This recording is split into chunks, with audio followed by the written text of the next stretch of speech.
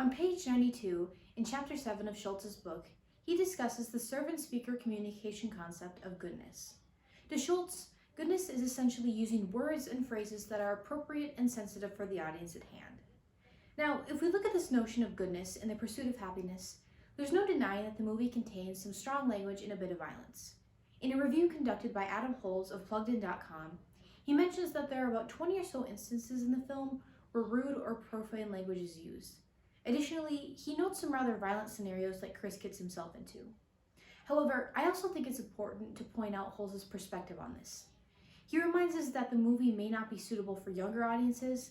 It's an important portrayal of reality.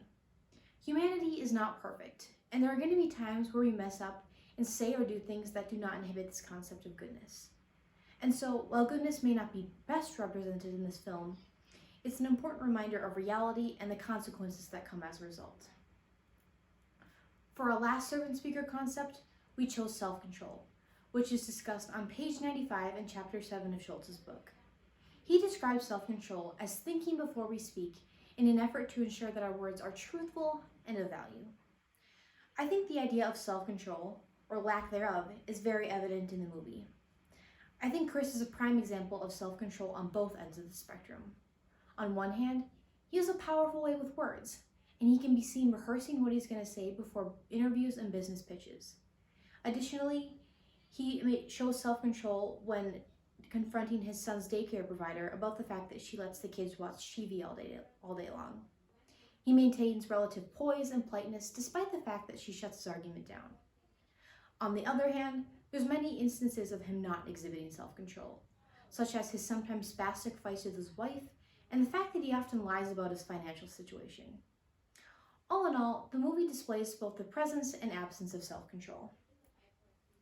The final ultimate question asks, where am I going in regard to eternity? I would argue that this film makes a case for the notion that you determine your future. You have to make the conscious decision to rise above, even if your situation isn't ideal. From the beginning, it's clear that Chris is in some pretty unfortunate circumstances, but it's because of his drive and determination that he's able to get to a better spot so he can provide for his family. Let's discuss the remaining media literacy questions. The first question asks, are the people in the film depicted as accountable, moral agents, or do they get away with murder? I believe one could describe Chris as a moral agent, because he has the ability to discern right from wrong, and in turn make judgments based on those assumptions. He definitely doesn't always make the right choices, but you can tell that he has moral standards and really does try to live up to those as much as he can. For instance, you could visibly see the contemplation and struggle on his face before he bolts out of the taxi without paying the driver. He knew that it was wrong, and as a man who valued dignity, he probably felt like he was reaching a new moral low. He does a few other deceptive and evasive acts like these throughout the film, but it's important to note that he somehow always gets it back, almost as if it's an act of karma. The concept of karma, or getting back what you put in, actually ties into our next question, which asks, how does the movie support or distort the Christian story? I would argue that karma plays a pretty large role in the pursuit of happiness. Although it's never directly mentioned, it's easy to see how one could interpret certain situations as a result of karma. For example, when he ditched the cab without paying the fare, he ended up losing the machine he was selling on a subway station. Or when he gave $5 to his boss when that was literally all he had, he ended up with the $5 and a job in return. It's important to remember that karma is not part of our beliefs as Christians. The Christian story teaches us of the judgment and salvation found in and only in Jesus Christ. In regard to other questions that this movie raises, I would say that the film made me more curious about the reality of homelessness and poverty. Is this what it's actually like? How do homeless and poverty-stricken people feel about the movie? And what can I do to help?